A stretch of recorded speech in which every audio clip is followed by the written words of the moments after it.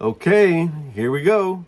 We are finishing up the Gospel of John, which means that we're finishing up 4 Gospels as we're going through the New Testament in a year. We have done Matthew, Mark, Luke, and John, and we are finishing up with the Gospel of John, chapter 21.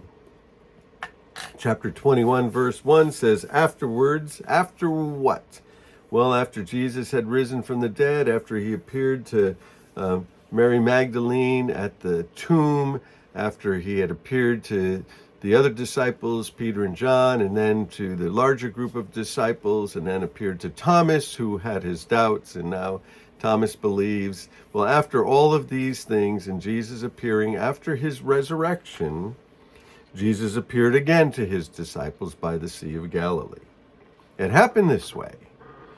Simon Peter, Thomas, also known as Didymus, Nathanael from Cana in Galilee, the sons of Zebedee, James and John, and the 2 other disciples were together. I'm going out to fish, Simon Peter told him. Well, what else was he going to do? He doesn't have an assignment. He doesn't have anything to do. He's been with Jesus for the last 3 years, and Jesus died and he's resurrected again. But what's Peter supposed to do? He's not following Jesus anymore, so he's going back to fishing. And they said, "We'll go with you." Well, what are they going to do? They're going to go back fishing. They don't have any assignment. They don't have anything that they've been told to do differently. So they went out and they got into the boat, but that night they caught nothing. So they're night fishing early in the morning. So does that mean they were fishing all night long? Jesus stood on the shore, but the disciples didn't realize it was Jesus. We'll see in a moment. He's about 100 yards away. He's standing out there. And he calls out to them, "Friends, did you catch any fish?" "No, nothing." And he said, "Throw out your net on the other side of the boat. You'll find some." Well, these guys are professional fishermen and they haven't caught anything. When they did, they were unable to haul the net in because of the large number of fish. So worked. Told them throw it over on the other side, and worked. Then the disciple whom Jesus loved, which is John, the one who's writing this gospel, he tells us that in some verses down as we get towards the end. Then the disciple whom Jesus loved said to Peter, "It's the Lord." As soon as Peter heard him say, "It's the Lord," he wrapped his outer garment around him, for he had taken it off for comfort while he was working, and he jumped into the water. Jumped. This guy is impetuous. This guy is like automatic. I mean, he just moves. I think he's ADD. I'm ADD, so I mean, I relate to Peter. He jumps in the water. The other disciples, they were a little different. They followed in the boat, towing the full net of fish, for they were not far from the shore, about 100 yards. And when they landed, they saw a fire of burning coals there with fish on it and some bread. Well, Jesus had the bread, and Jesus has a fire cooking, coal fire. And Jesus said to them, "Bring some of the fish you just caught." So Simon Peter climbed back into the boat, and he dragged the net ashore. It was full of large fish, 153 of them. But even with so many fish, the net wasn't torn. So that's a little bit of a miracle in and of itself. They had nice nets, but 153 fish in the net, that's a big pull. Well, it didn't tear the nets apart. And Jesus said to them, "Come and have breakfast." And none of them at that point dared ask him who he was. They knew who he was. They knew it was Jesus. And so Jesus came, he took the bread and he gave it to him, and he did the same with the fish. Now, this is the 3rd time that Jesus appeared to his disciples after he had risen from the dead. When they had finished eating, Jesus said to Simon Peter, "Simon, son of John, do you love me more than these?" More than what? More than the other guys? More than the 153 fish? More than the boats? More than the things around? We don't know exactly what he's referring to with the these. People seem to know. Maybe Jesus is referring to when he said that he would never deny Jesus, even if these other guys did, when Peter was professing that he loved Jesus more than anyone else. So maybe Jesus is challenging that statement, which would be fresh in Peter's mind, even though it's, some time ago, it would be fresh in his mind. And so maybe Jesus is saying, so what do you think? You love me more than these guys? You did deny me. Could be, probably is. We'll see why. And he said, yes, Lord, you know that I love you. And Jesus said, well, then feed my lambs. And again he said, Simon, son of John, do you love me? And he said, yes, Lord, you know that I love you. And he said, well, then take care of my sheep. And the third time he said to him, Simon, son of John, do you love me? And Peter, he was hurt because he asked him the third time, do you love me? And he said, Lord, you know all things, and you know that I love you. And Jesus said, then feed my sheep. And he's going to say something else to him too. Well, let's read it.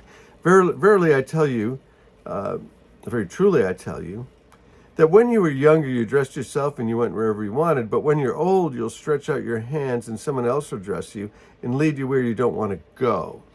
And Jesus said this to indicate the kind of death by which Peter would glorify God. And then he said to him, follow me. So he's probably telling Peter that he's going to die similar to the way that Jesus died. You're going to have your hands stretched out. Somebody's going to dress you, and you're not going to dress yourself. And it's going to be a death to the glory of God. So speaking of Peter's martyrdom, they say that Peter was martyred for his faith, died for his faith, crucified the same way with Jesus. But Peter said he wanted to be crucified upside down. Now that's legend, who really knows. But, those rumors are passed down, and there's probably some element of truth in it. So this thing about, do you love me? First of all, do you love me more than these? Is he saying you love me more than these guys? Remember you said that you would never deny me, yet you did. You said you were better than all these other guys. Jesus is restoring Peter, and he's giving him a task. He's giving him an assignment, and the assignment is to feed the sheep. And that's what we need to be doing, feeding the sheep. But Peter had denied him 3 times and around a fire. Remember that? When you go back, he's around the fire. He's around the charcoal fire, just like Jesus is around the charcoal fire. And so 3 times, Jesus asks him, do you love me? And Peter says, yes. I think he's restoring him for those 3 times, kind of bringing him back into the same situation, same scenario, that Peter's feeling so bad about, and restoring him.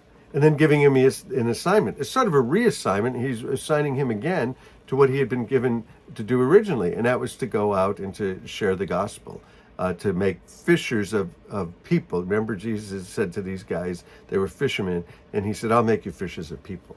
So Peter's going to be a fisher of people. Now Peter turned and saw the other disciple whom Jesus loved was following them. This is the one who had leaned against Jesus at the supper and said, Lord, who's going to betray you?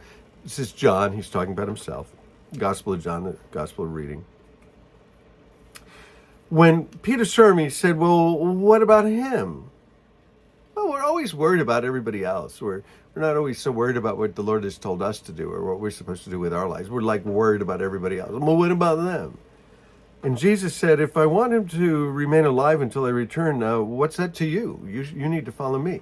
Mind your own business. Don't worry about what everybody else is doing. Don't worry about what the Lord has given anyone else to do. What about you? Just follow Jesus and do what you're supposed to do. And because of this, the rumor spread among the believers that the disciple would not die. So they must have thought that the return of Jesus Christ was going to be soon, because they were assuming that John was going to live all the way until the time that Jesus came back. But Jesus didn't say that he would not die. He only said, if I want him to remain until I return, what's that to you? So again, mind your own business. Don't worry about other people. You follow me. This is the disciple who testifies to these things and wrote them down. We know his testimony is true. That's the writer, John, speaking of himself. He's the one who wrote these things down. And then it said Jesus did many other things as well.